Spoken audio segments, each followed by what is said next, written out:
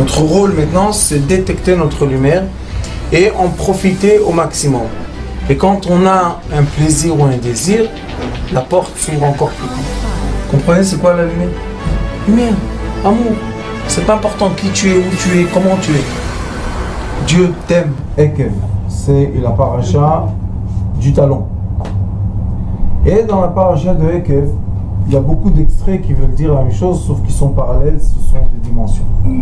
Et un des extraits qui parle dans cette paracha, c'est l'extrait de l'abondance matérielle. Veut dire que dans notre vie, tant qu'on est vivant et sur terre, nous allons avoir toujours deux côtés d'abondance matérielle. Il y a un côté qui est un côté interdit, et il y a un côté qui est le côté permis. Il y a de l'argent qui est interdit et il y a de l'argent qui est permis. Maintenant, quel est le problème de l'argent? Il n'a ni couleur ni odeur. Donc les gens ne savent pas vraiment faire la différence entre l'argent qui est permis et l'argent qui est interdit.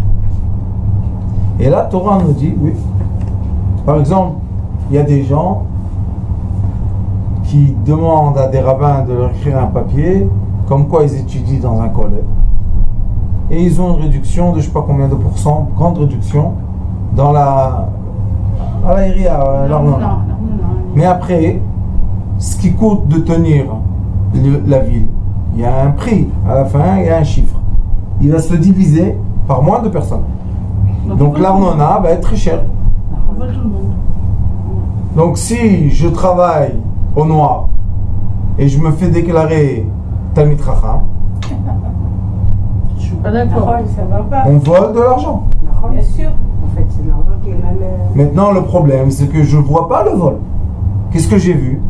Je les ai arnaqués. Je me suis fait passer par un Talmid Chacham et je ne paye pas le mois. Mais tous ceux qui vivent dans la ville, divisés, on prend 1 million. Il y a 1 million de personnes, 1 million de frais, 1 million de personnes. Il y a chaque personne. Mais si 40% disent qu'ils n'ont pas de quoi payer, donc 600 000 personnes vont payer 1 million. Le million reste le même. Bien sûr. Quand je donnais ces cours-là avant, il y a 10 ans, à Bnei Brak, je me faisais attaquer. Ils me disaient, mais quoi, c'est la mairie. J'ai dit, qu'est-ce que tu crois, la mairie? Comment tu as des rues?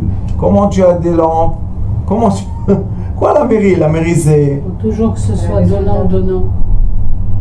Non, pour que la mairie ait de quoi faire des gagner là des jardins d'enfants, faire tout ça, ça coûte de l'argent, qu'est-ce qu'on peut faire? Ils n'ont pas un esprit assez développé pour comprendre. C'est quoi l'esprit pas développé? Malheureusement, eux, c'est tout. Malheureusement, c'est pas de l'argent bien. Non. Maintenant, l'argent qui est pas bien, il a des conséquences. Ben bien sûr. Alors il dit ici, Psile Elohim Tisrafun Baesh, leur statut d'idolâtrie, vous allez brûler avec le feu. Et maintenant la question est, qu'est-ce que c'est le feu? Le feu, c'est l'âme, c'est la lumière. Et quand on a beaucoup de lumière, c'est être aveuglé par la lumière. Vous savez comment on dit en français, comment on dit, mes soldats? Aveuglé. On est des fois, la lumière aveugle des choses. Si je prends un grand phare très fort et j'illumine un endroit avec un phare vraiment très puissant, il y a des statues ou bien des éléments qui vont disparaître. On ne va pas les voir. Pourquoi on ne les voit pas? Parce qu'il y a trop de lumière.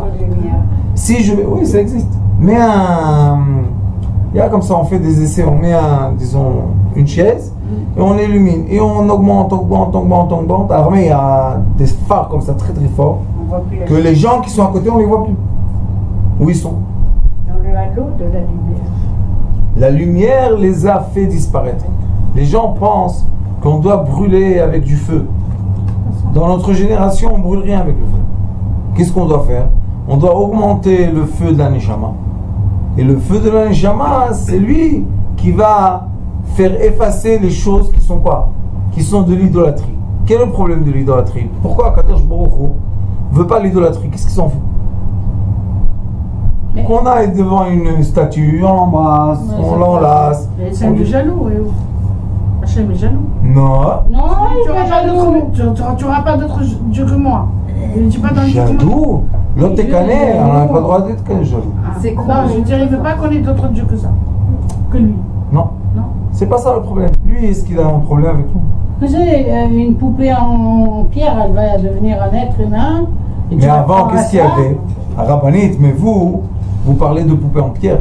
Ici, dans cette génération que la Torah a été écrite, les poupées en pierre parlaient. Ouh. Et les gens croyaient à ce que la poupée disait. C'était la génération d'il y a longtemps. Dans le Talmud, ils ont une fois fait un débat sur l'idolâtrie, sur les statues. Et les sages ont dit, qu'est-ce que c'est ces statues-là? Comment on peut être idolâtre? C'est d'une bêtise. Il est venu une âme de ceux qui étaient. Il disait, vous savez, dans le temps que nous, on croyait à la pierre, c'est parce que la pierre parlait.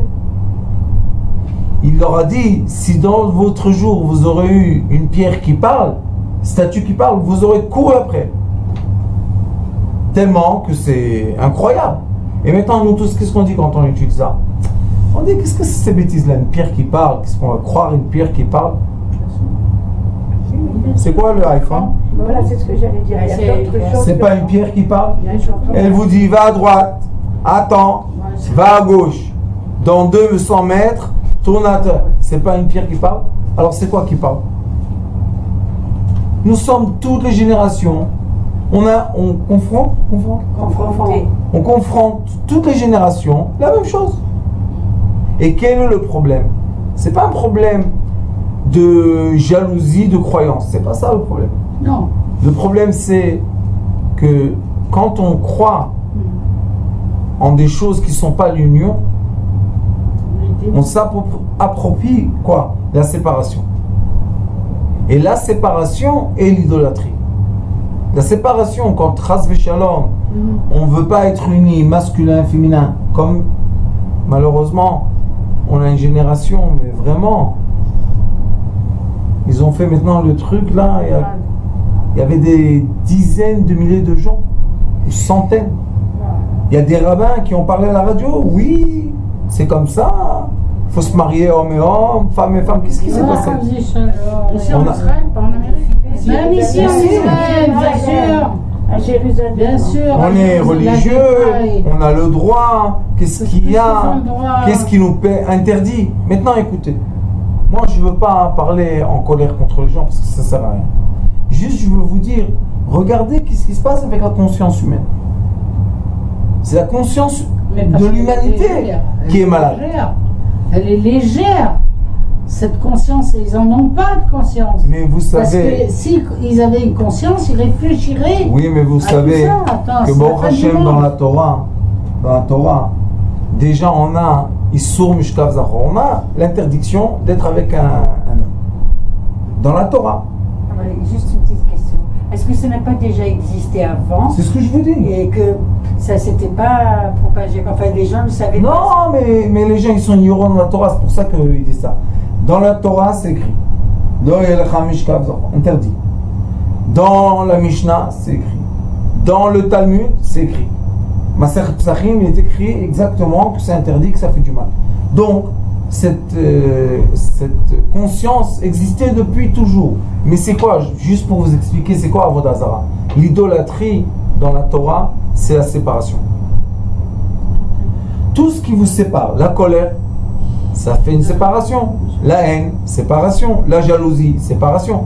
Tout ce qui sépare les choses est idolâtre. Tout ce qui unit les choses est l'unité. Donc dans ce monde, plus on fait des séparations et moins on est uni avec Akadosh Baruch Hu. Ou bien dans ce monde, plus on fait l'amour gratuit. L'amour gratuit veut dire on aime sans jugement. Et plus il y a de l'union qui s'impose dans le monde. Maintenant, le problème, c'est que on a la permission aujourd'hui, on a l'accès au jugement. On voit trop, on connaît trop, il il y a trop de témoignages, il y a trop de problèmes. Et les gens jugent. Ils ne comprennent pas que plus tu juges, et plus tu es séparé. On peut critiquer tout le monde. Est-ce qu'il y a quelqu'un qui n'a pas de défaut? Non, il y a des défauts. Même celui qui juge, lui-même est jugé. Ou bien, on peut choisir une autre chose. C'est quoi? L'amour. Même si quelqu'un t'embête, tu dis que Dieu te bénisse, que tu puisses être uni avec nous. Qu'est-ce qui est écrit dans Pessa? La Torah, elle a parlé contre 4 petits. Et c'est qui? Le sage, l'intelligent, et le rachat, et le méchant. Pourquoi tu le mets avec nous? Écarte-le. Tu ne peux pas l'écarter. Pourquoi tu ne peux pas l'écarter? Parce que nous, on se voit en vie microcosmique. On est tout petit, là. On se voit seul. Mais la vérité, c'est qu'on appartient à un ensemble. Maintenant, quand on s'unit, quand on est ensemble, on appartient à cet ensemble, on crée une sphère plus complète. Plus on est séparé par le jugement, et moins on veut se voir, moins on veut se connaître, moins on veut se rencontrer. Et la séparation, qu'est-ce qui règne au niveau de la séparation? Puisqu'il y a la matière vide, c'est l'espace vide, ça s'appelle l'idolâtrie. C'est quoi l'idolâtrie? Séparation. C'est pour ça que tous ceux qui font je ne sais pas quoi, parce qu'il y a beaucoup de formes de séparation, et leur action emmène à la séparation des êtres humains, les femmes et les hommes séparés, et ils s'unissent entre eux, hommes et femmes. Ça ne marche pas. Pourquoi? Il n'y aura plus d'enfants. Ils veulent adopter les enfants. D'où vient cet enfant que tu veux adopter? Oui, mais d'où il vient? D'une union. Alors c'est un paradoxe. non. Alors qu'est-ce que tu dis? Que tu as élevé quelque chose qui est né de quelque chose qui est contraire à toi? On voit que ça ne tient pas debout. C'est pas quelque chose qui peut vivre. Mais la preuve, que dans toutes les générations, il y a eu ce problème. C'est pas un nouveau problème. Sauf que nous, on est face à lui d'une autre façon. On est face à lui d'un autre rapprochement. Mais qu'est-ce qu'on peut faire? Si on va dépenser notre temps, perdre notre temps sur cette séparation, on va être attiré par ça. Et qu'est-ce qu'on fait? On dit, c'est des gens qui n'ont pas. C'est des gens qui ont été, je ne sais pas quoi, par cette pensée. C'est des gens qui sont tranquilles. Il n'y a pas que les inversés à Jérusalem, moi je sais pas. On peut pas ne pas être d'accord. Comprenez? Et maintenant, ça rentre, ce que je vous dis, ça rentre dans l'essentiel du tout. L'autre achmod kesef vezav, alehem, velakach kalach, pen tivakesh bo, itoavat Hashem lokecha. Maintenant, on rentre dans l'essentiel du tout. Qu'est-ce qu'il dit? La Torah dit, écoute, tu vas rentrer, puisqu'il nous dit, tu vas rentrer dans la terre d'Israël. Il dit, là-bas, il y aura de l'argent. Mais cet argent-là appartient à la séparation. Puisqu'il appartient à quoi? À l'Avodat Zarah. Maintenant, par exemple, c'est quoi l'argent qui appartient à la séparation? Si on prend de l'argent, que le résultat de cet argent était quoi? La séparation des êtres. Par exemple, quand on vole, quand on l'a volé, qu'est-ce qu'on a fait? On a séparé la personne de l'argent, pas comme elle voulait. D'accord? Si quelqu'un achète quelque chose, il ne s'est pas séparé de l'argent, qu'est-ce qu'il a fait? Il a changé l'argent en un objet, par exemple. Alors il y a beaucoup de formes dans lesquelles c'est très facile d'avoir de l'argent. Mais cet argent-là qui est très facile, c'est un argent qui devient après très difficile. Et dans la Torah, c'est exactement l'inverse. L'argent, le premier, est difficile, et après il devient facile. Exemple, la Torah nous dit, c'est une loi, hein, elle nous dit comme ça. Quand tu te maries, tu reçois une certaine somme. D'accord? On reçoit, Nidunia, on reçoit chacun son... Et cette première somme, tu dois donner 10% de Zaka. Tu es obligé, ça va au Kohen, ça va au sage. Et il te reste 90%. Maintenant, ce 90% devient, comment vous dites, la trésorerie de commencement. Et après, par exemple, ils ont fait une vigne. Avec l'argent, ils ont fait une vigne. Maintenant, ils gagnent l'argent de la vigne. Maintenant, ils doivent donner 10%.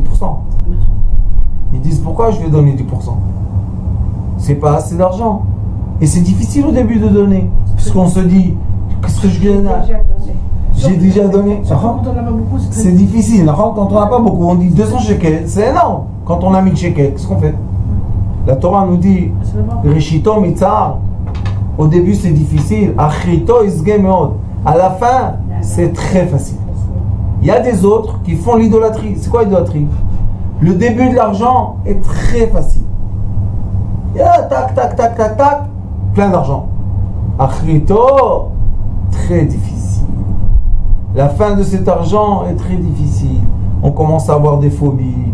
On a des peurs d'être arrêté. Après, chas v'shalom, on va en prison. Parce qu'à la fin, on se fait tous attraper. Et après, on a des problèmes, je sais pas moi, plein de choses comme ça. Si quelqu'un, toute sa vie, par exemple, il a payé les impôts comme il faut. Un jour, on le dit, tu as un contrôle fiscal. Qu'est-ce qu'il dit? Il n'a pas peur. Il dit, très bien, Brouchim Abaim, bienvenue. Regardez ce que vous voulez, j'ai rien du tout. Mais si quelqu'un, toute sa vie, il a menti aux impôts, eh bien, il attrape de l'hypertension. oui, madame, vous avez raison. Et après, un jour, on lui téléphone, on lui dit, on envoie une lettre, on lui dit, vous avez un contrôle fiscal. Il peut mourir d'un infarctus du cœur. Alors, on se pose la question, combien vaut la vie de cette personne, de lui redonner la vie? Combien ils sont prêts à payer toute sa famille? Rien du tout. Non, pas rien du tout. Tout ce qu'il a, tout ce qu'ils ont, je parle de famille bien. Tout ce qu'ils ont, ils sont prêts à payer. Pourquoi? Pour avoir la vie de la personne qu'ils aiment. Non. Qu'est-ce que tu as fait avec toute ta vie? Tu leur as donné de l'argent qui à la fin va te faire malade. Alors ils ne veulent pas de cet argent. Qu'est-ce qu'ils disent? C'est mieux de vivre simple et pauvre et heureux que de vivre très riche et tout et malheureux. Qu'est-ce qu'on a besoin de ça?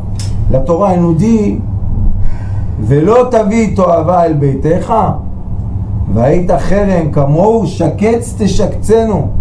Tu vas pas faire entrer dans ta maison le to'ava, tout ce qui est envie. Oui, mais le to'ava c'est les envies pas bien. Les envies. Va'ita cherem, c'est quoi va'ita cherem? Tu vas être exclu.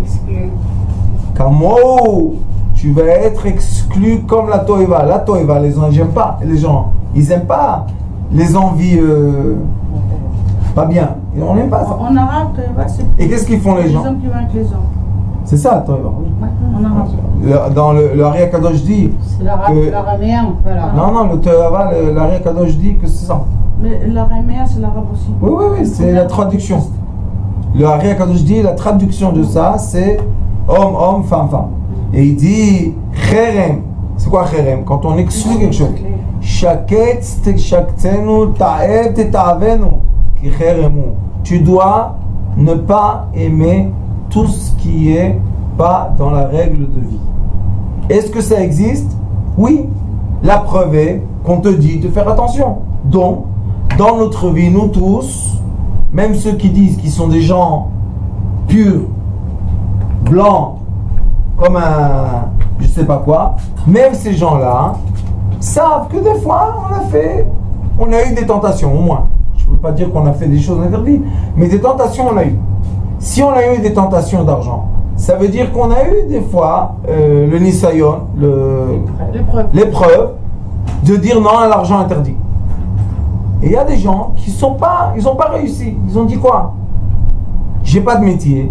J'ai pas étudié, j'ai rien du tout. Comment je vais gagner mon argent?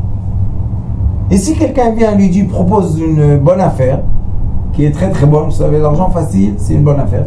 J'ai maintenant dans la forêt, j'ai mes petits enfants de la forêt, et il y a là-bas quelqu'un, une jeune, que malheureusement elle a eu un accident, et elle s'est refait tout le visage. Et elle a gagné de l'argent de l'assurance. Je crois 1 million de shekels. Une partie, elle a donné à sa maman pour l'aider à finir le mashkata et tout. Et une partie, il y a quelqu'un qui est venu et lui dit écoute, tu vas recevoir sur 1,5 million de shekels 20 000 shekels par mois. C'est mon cadet. Écoutez, et il commence à payer. Elle lui a donné l'argent. Et quand il lui a donné l'argent, il lui dit emmène d'autres et je vais aussi faire tout. Et elle a emmené des amis à elle, et lui, qu'est-ce qu'il faisait? Il donnait. De quoi il donnait? De ce qu'il avait pris aux autres. Non, de l'argent qu'il prenait, il donnait. Jusqu'à un moment qui gagne ta foi. Et à un moment, il leur a dit, il n'y en a plus, c'est fini, il n'y a plus d'argent. Elle lui a dit, comment il n'y a plus d'argent? Il lui a dit, c'est fini, je sais plus, j'ai fait faillite, j'ai perdu tous les investissements, j'ai plus rien du tout. Elle est venue pleurer chez moi. Je lui ai dit, dis-moi, comment on gagne 20 000 shekels par mois sur un demi-million? Explique-moi exactement la logique. Elle me dit, non, il investit sur des ménayotes, sur des actions et tout. J'ai dit, écoute, si on peut gagner 20 000 shekels sur un demi-million de shekels, ce monsieur doit être ultra millionnaire. Personne ne sait faire ça. Vous savez c'est combien par an? C'est 50%, presque 60% par an cash sur l'argent. Ça n'existe pas. Je l'ai dit, les banques essaient d'arriver à 10, 12. C'est... Quel 10, 12 hein, aujourd'hui? Aujourd'hui, je ne parle pas, mais je parle des banques. Des gens qui investissent. Ils essayent. Je leur ai dit, s'il y a quelqu'un qui donne 60%, tout le monde aurait investi chez lui. Qu'est-ce qu'il y a comme idiot sur Terre? Et la pauvre, elle a perdu. Maintenant, elle ne sait même pas comment récupérer quelque chose. Au moins, la trésorerie, quelque chose. Rien du tout. Je lui ai dit, l'argent qui est facile, vient facile, s'en va facile. Ça n'existe pas à 60% sur l'argent, même si tu es ultra intelligent et ultra génie. Ça n'existe pas. 10, 12, 14, c'est bien, très bien. Il n'y a pas. Je lui ai dit, et toi, tu ne savais pas que c'était beaucoup par mois? Il m'a dit, oui, c'était plein d'argent. Je lui ai dit, si quelqu'un il travaille, il peut gagner 20 000 shekels par mois? Combien de travail il faut faire pour gagner ça? Beketsour, à la fin, elle a tout perdu. Quand elle a tout perdu, elle est rentrée dans une tristesse. Qui est quoi? Le salaire, le paiement de la Avodah Zara. Quand on est dans la Avodah Zara, dans les cas, dans la séparation, il y a aussi les émotions qui appartiennent à la séparation. Il y a les émotions qui appartiennent à l'union. La pauvre, elle a quitté son copain, elle devait se marier, il ne se marie plus. Elle est rentrée dans un trou noir, très noir. Je l'ai appelé chez moi, je lui ai dit, écoute, même si tu n'as plus rien, elle m'a dit, j'ai même pas de quoi faire Shabbat. Je lui ai dit, tiens, je t'ai donné 200 shekels. Qu'est-ce que tu as? T'as pas de quoi faire? Je te donne. Qu'est-ce qu'il y a? Au contraire, vous rajoutez des mitzvot pour vous. Je m'en fous, moi. Je fais pas ça pour des mitzvot, je fais ça pour être un être humain. Le ghetto, je lui ai donné. Je lui ai dit, mais quand toi, tu avais 20 000 shekels par mois, tu as donné ma sœur 2 000 shekels? Il me dit, c'est énorme. Je lui ai dit, ça veut dire quoi, c'est énorme? C'est quoi, c'est énorme? La garantie de vie, on fait? Assurance vie? Oui. Je lui ai dit, pourquoi on ne fait pas assurance argent? Et quel est le problème de l'argent, vous savez? Que l'argent, c'est pas seulement ce qui est extérieur dans le porte-monnaie. L'argent, c'est le sang qu'on a dans notre corps. Ça s'appelle damim, du sang. Et ça s'appelle damim. Oui. Et quand on perd de l'argent, c'est pour ça qu'il est écrit que le pauvre est comme un mort. Pourquoi? Il a perdu du sang. Alors quand quelqu'un, malheureusement, avait de l'argent, il a perdu de l'argent, qu'est-ce qu'elle dit la halakha des tzakot? Les règles de la tzaka, qu'est-ce qu'ils disent, vous savez? Qu'il faut lui donner de la tzaka comme quand il avait de l'argent. Oui, c'est vrai. C'est pour ça que vous voyez des gens qui étaient dans une belle situation. Il y a un monsieur qui est venu me voir. Et il m'a pleuré qu'il a une mauvaise situation. Il est venu avec sa femme est en dépression parce qu'ils n'ont plus d'argent. Et moi, j'ai eu la peine pour eux. Je lui ai dit, tu sais quoi? Tout ce que j'ai, je te donne. J'avais, je sais pas quoi, 1000 shekels. Je lui ai donné 1000 shekels. Il est venu après 2 fois. Il m'a dit, j'essaie de mettre ma maison en vente, j'y arrive pas et tout. Je lui ai dit, dis-moi, combien elle vaut ta maison? Il me dit, ouais, qu'est-ce que je peux faire? J'ai plus d'argent pour faire travailler la piscine. J'ai honte des gens qui viennent chez moi. Oh là là 20 millions. 20 millions la maison. dis, pourquoi tu prends pas un crédit dessus? Pourquoi tu viens demander à moi? Moi, à peine j'ai ce costume, tu viens me demander de l'argent. Il me dit, mais j'ai pas de quoi faire Shabbat. Eh ben, tant pis pour toi. Je vais vous dire la vérité. La halakha dit, les règles disent qu'il faut lui donner pour faire Shabbat. D'accord, mais si on n'a pas pour donner ce qu'il veut lui. Quand on n'a pas, je ne parle pas d'on n'a pas, on parle toujours de la caisse de la communauté. Les caisses communautaires, ils ont toujours de l'argent. Il faut lui donner. Pourquoi? La halakha dit, si une fois il a eu une chance d'être riche, il aura encore une fois une chance d'être riche. Pourquoi? Parce que le monde, c'est une roue qui tourne. Il faut savoir quand on est en bas dans la roue, ne pas coincer. Hop, attendre que ça remonte. Et ça remonte toujours. Les gens qui étaient dans les hauts et les bas pour vous raconter des histoires du bas et des histoires du haut. D'accord? Dans tout, même dans les relations, dans tout, on a des hauts et des bas. D'où vient ce destin de richesse et de pauvreté? C'est pas un destin. C'est pas un destin. Non, c'est tout simplement un déroulement qu'on a dans notre vie, qu'on doit accepter, parce qu'on a choisi de venir ici avec ce Nisayon, cette condition-là, et c'est tout. On ne doit pas rentrer dedans, parce que personne n'aura jamais la réponse. Pourquoi un jour tu perds tout, et un jour tu gagnes tout? Pourquoi? Mais sauf la Torah nous dit une chose. Kol ha-mitzvah asher anochi metzavecha hayom, tishmerun la'asot. Tous les commandements que je vous ai demandés, gardez-les. Pourquoi? Qu'est-ce qu'il y a? C'est l'union. Leman tehayun. Pour que vous soyez en vie. Et la vie, c'est quoi? L'union. La seule chose qui est la plus chère au monde, et d'un autre côté, est la moins chère, c'est quoi? Un enfant. Faire un enfant, ça coûte rien du tout. L'action même, coûte rien du tout. Au contraire, plaisir. Demander à un enfant, ceux qui n'ont pas, malheureusement des femmes qui n'ont pas d'enfants, ils sont prêts à un couple comme ça, à tout payer pour avoir un enfant. Ça veut dire que la vie est d'un côté la plus chère du monde, d'un autre côté, ça coûte rien du tout. Combien ça nous coûte de respirer? Rien, on respire, c'est tout simplement. Allez dans les hôpitaux, vous voyez les gens qui n'arrivent pas à respirer. Ils sont prêts à tout donner pour réussir à respirer. Alors la vie, elle a deux polarités. D'un côté, ça vaut rien du tout, ça coûte rien du tout. Donc on méprise, on ne donne aucune importance. D'un autre côté, c'est le plus cher qui est. Combien une personne est prête à payer pour vivre encore une heure? Qu'est-ce que tu as à cette heure-là? Tu vas faire quelque chose de spécial? Être encore un peu ici, c'est le plus cher du monde. Et combien ça coûte d'être ici? Rien. On est venu au monde, on a crié, tout le monde s'est occupé de nous, les petits bébés, tout le monde les aime. Alors c'est ce qu'il dit ici. Verivitem uvatem ve'arashtem et haaretz. Et vous allez vous multiplier et vous allez hériter cette terre. Asher nishba Hashem la'avotecha. Que Dieu a juré à qui? À tes ancêtres Abraham, Yitzhak et Yaakov. Écoutez. Vezacharta et kol haderech. Asher olichech Hashem olecha. Ze 40 shana bamidbar.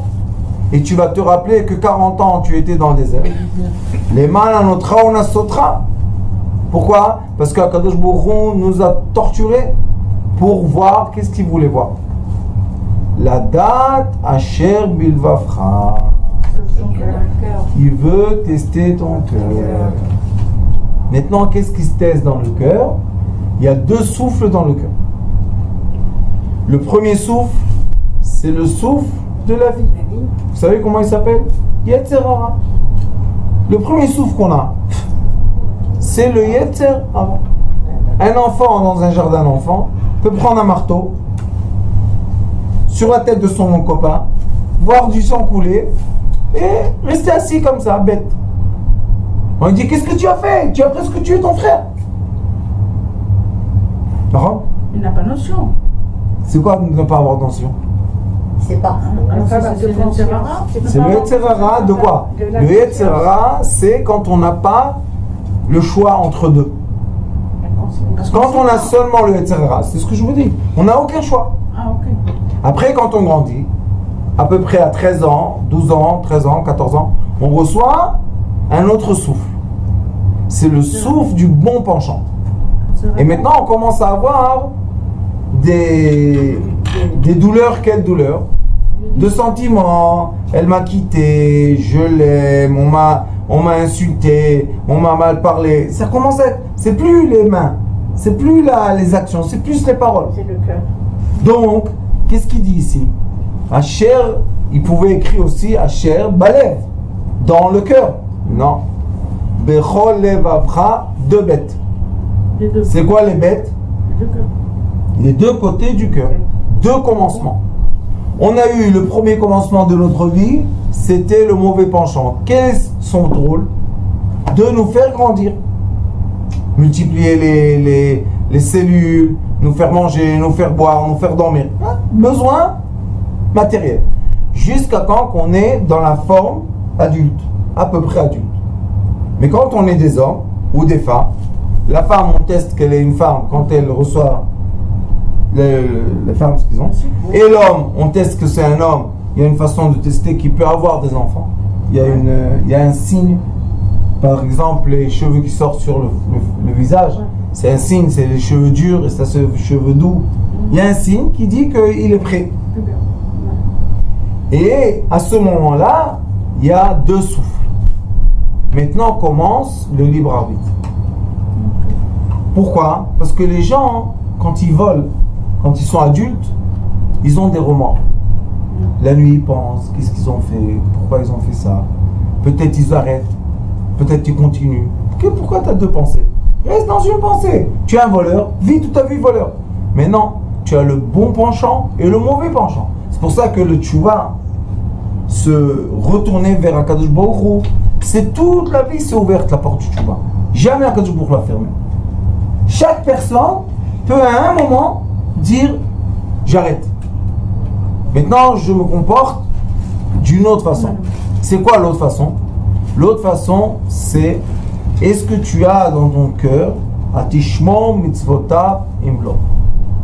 Est-ce que tu veux t'approprier les règles qui vont faire l'union avec le Créateur ou pas?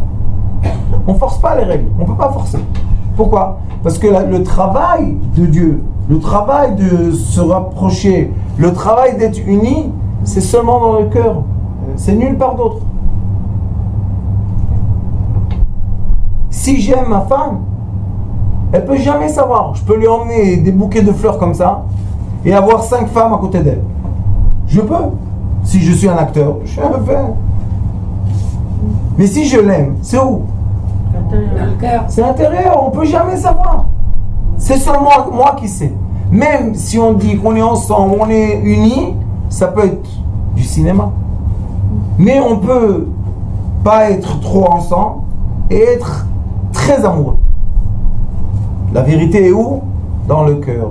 C'est pour ça qu'Akadosh Baruch Hu dit l'amour de la séparation, le vent qui sépare, c'est le souffle négatif, rentre dans ton cœur. Et le souffle positif est aussi dans ton cœur. C'est pour ça qu'une personne doit toujours poser une question. Vous savez, le Zohar HaKadosh dit que c'est vrai qu'il y a une façon dans laquelle on dit que le cerveau doit diriger le cœur et le cœur diriger le foie. On sait, il y a une chose.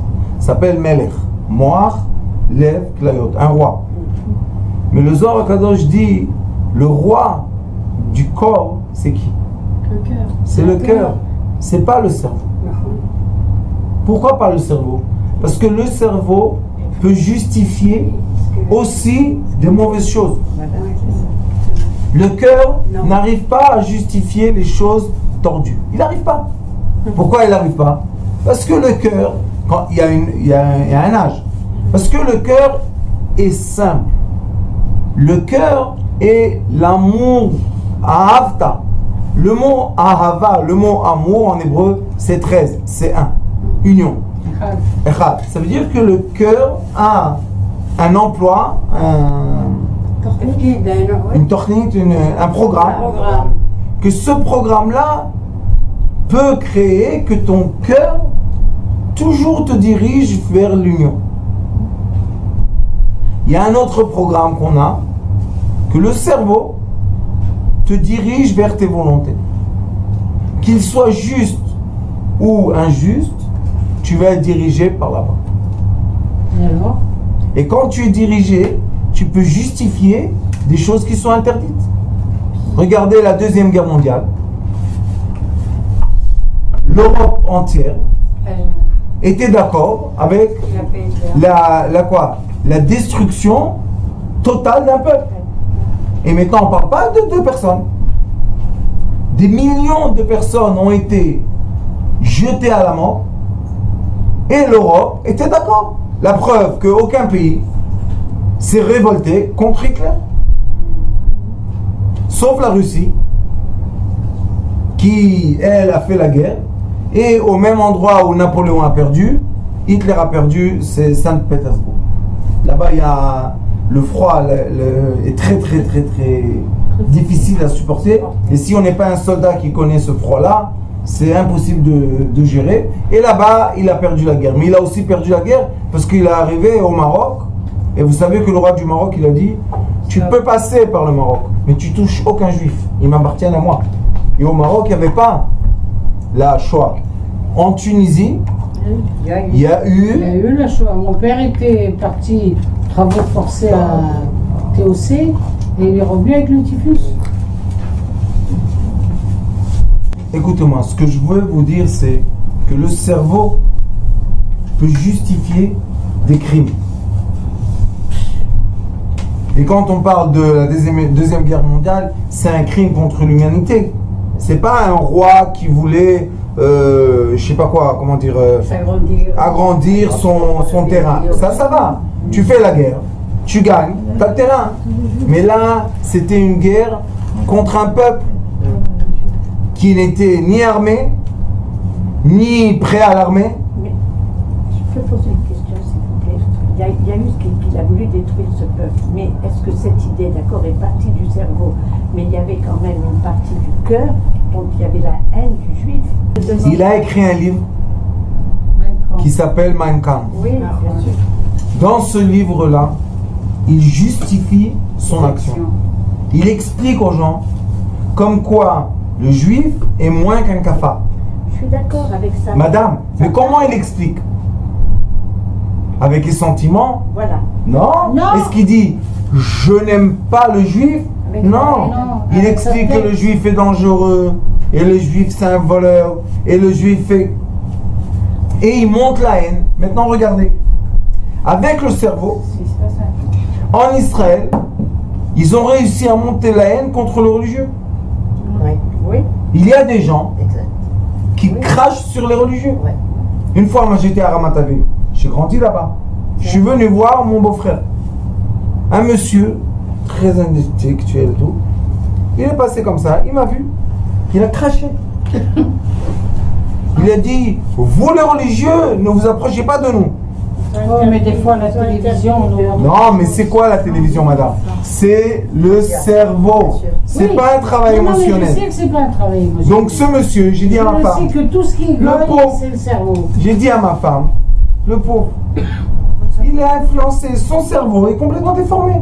Alors on voit que le cerveau est dangereux. C'est pour ça qu'on appelle sechel, en hébreu sechel, keshel. Échoué. Sechel, c'est les mêmes lettres que échoué. Kishalon. C'est quoi le kishalon? Le cerveau peut justifier le bien comme il peut justifier le mal. La logique du cerveau peut dire c'est bien d'exterminer tous les Arabes. Il y a des gens qui pensent comme ça.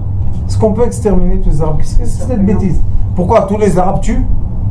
Non, ils sont pas tous. Maintenant, ils sont en train de monter la tête au monde entier que le peuple arabe, il faut les tuer. Qu'est-ce qu'il a fait le Falar ou celui qui est dans son village? C'est lui qui a fait la guerre contre nous, non? J'ai eu ce même raisonnement.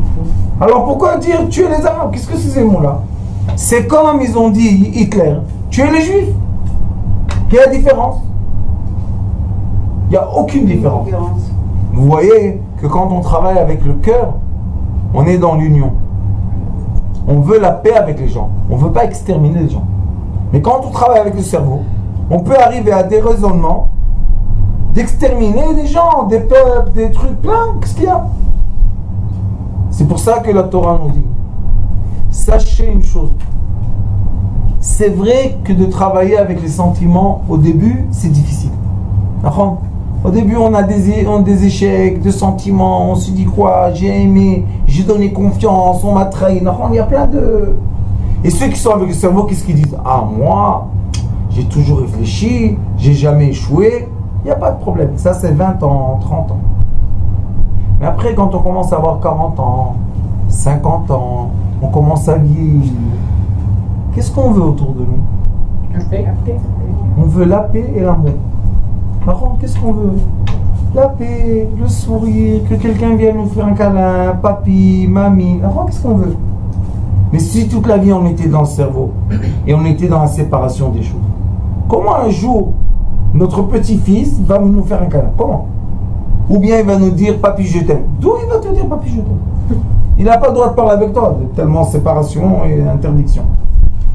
Et après les gens ont les maladies de la solitude. Et la solitude, c'est la maladie du siècle.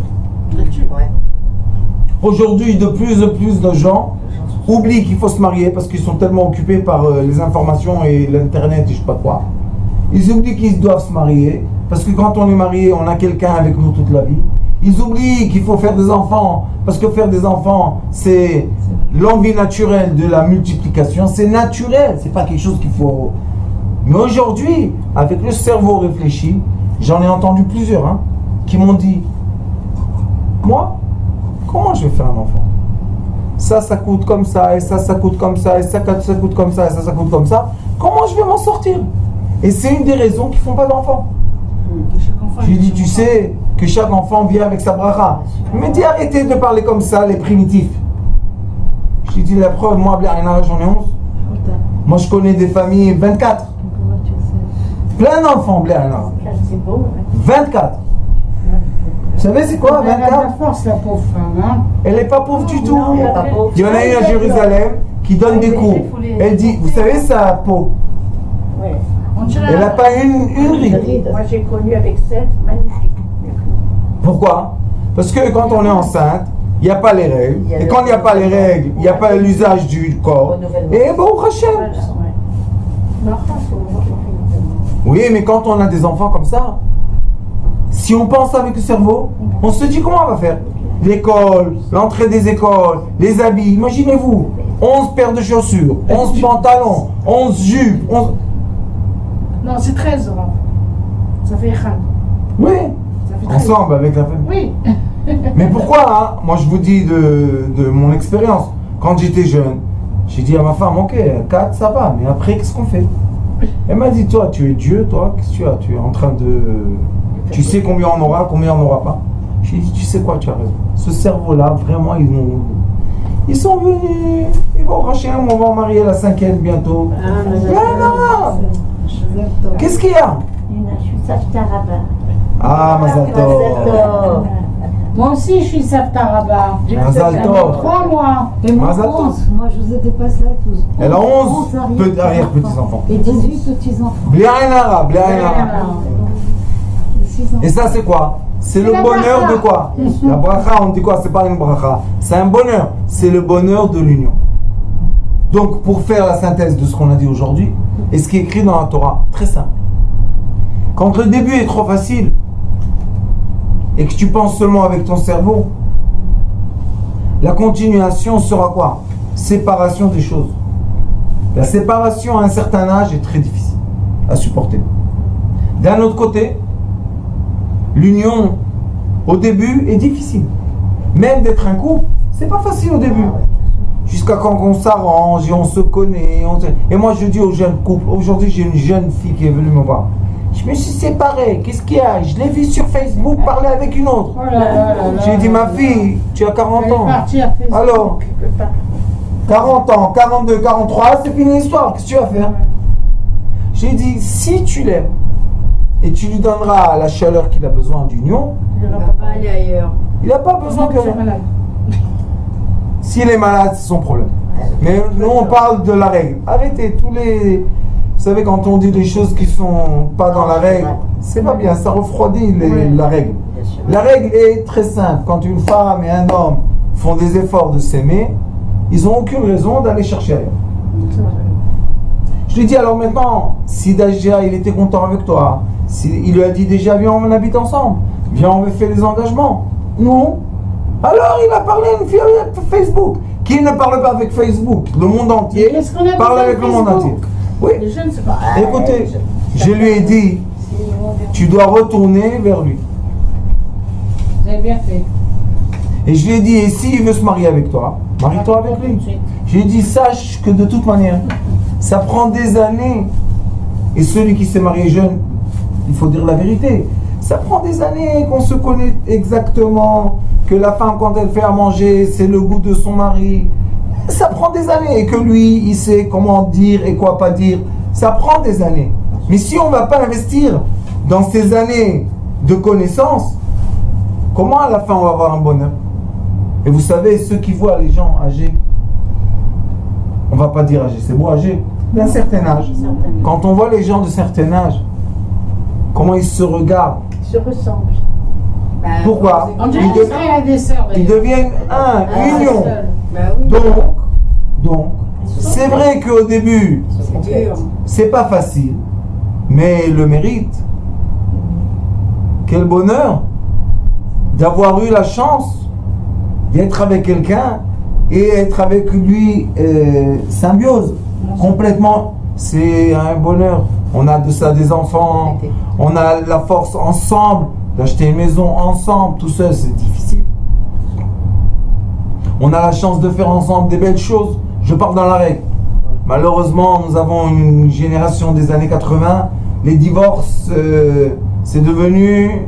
La mode. Ils vont se marier, ils peuvent aller se divorcer tout de suite. Un mois après. Personne ne comprend pourquoi. Vous savez pourquoi? Mais quand deux êtres humains ne s'entendent pas dans la vie et qu'ils se disputent tous les jours pour un oui, pour un non, un il pense droit et l'autre il pense gauche. Comment vous faites? Qu'est-ce qu'il faut faire? Je vais vous dire. Écoutez. Moi je veux savoir. Écoutez. C'est exactement la question qu'on m'a posée aujourd'hui et j'ai donné la réponse. Il y a la séparation. C'est quoi la séparation?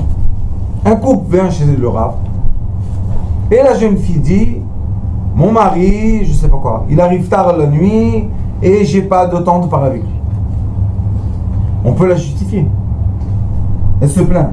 C'est justifié.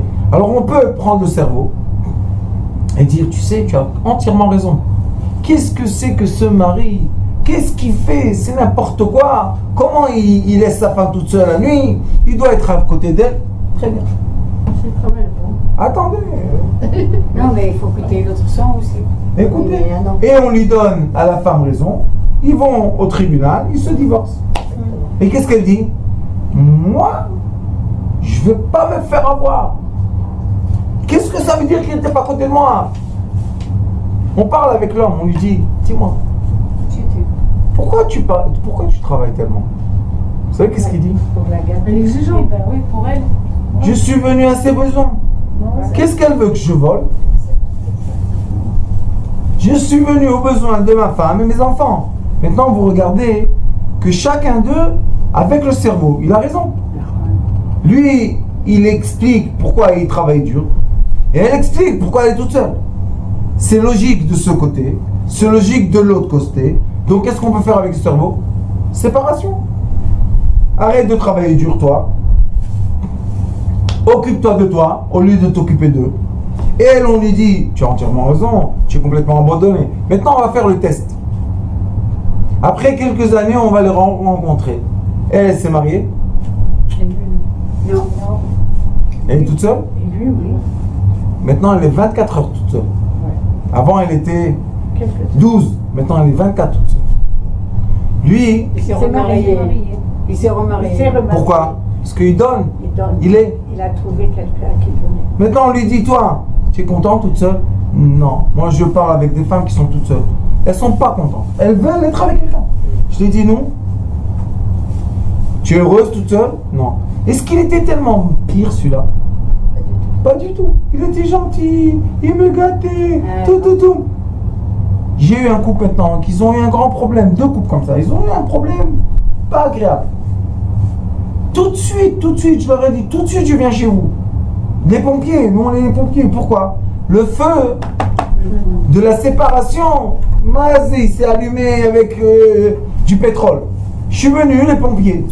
J'ai dit à la femme, écoute-moi bien. Vous devez faire les efforts d'être unis, malgré tout. Elle m'a dit, comment tu me dis ça? Tout le monde me dit l'inverse. J'ai dit, oui ma fille, mais sache une chose. Dans 10 ans, tu vas pleurer des larmes que tu es toute seule. Malgré que tu es belle, malgré que tu es tout ce que tu veux. C'est pas facile de trouver quelqu'un à se marier avec. Et j'ai dit à l'homme, tu vas tout faire maintenant, pas pour dire pardonne, excuse-moi. J'ai dit ça, non, ça c'est les petits chiens qui font ça. Toi, tu vas tout faire, pourquoi? Unir avec eux. Dieu m'a donné un grand cadeau. Je leur ai demandé d'aller en vacances tout seuls. Ils sont partis en vacances tout seuls, pas les enfants, rien du tout. Au Hachem, je l'ai vu. Un sourire comme ça, la femme. Je lui ai dit, t'as compris? Elle m'a dit, quand même, ça m'embête un peu. Je lui ai dit, je sais. Je t'ai pas dit que c'est pas un problème, c'est un problème. Mais c'est quoi la solution du problème? La Torah nous dit, l'union. L'union, l'amour est la solution de tout ce qui est séparation. Et on veut aimer et être aimé. On n'est pas obligé de penser la même chose. Non, au contraire. Ce que j'ai dit, oui, au contraire. On peut avoir des idées différentes. Mais dans un couple, on peut avoir à donner et ne pas recevoir comme on donne. Madame, alors comment on fait? Écoutez-moi, je vais vous donner un conseil. C'est un choix. Celui qui est né avec la main ouverte pour donner, c'est quoi son plaisir? C'est toujours donner. Moi, celui qui est né avec la main fermée de recevoir, c'est quoi son plaisir? Recevoir. Quand on rencontre un qui donne et un qui veut recevoir, c'est pas le plus grand plaisir des deux? Bien sûr. Jusqu'à quand? Attendez.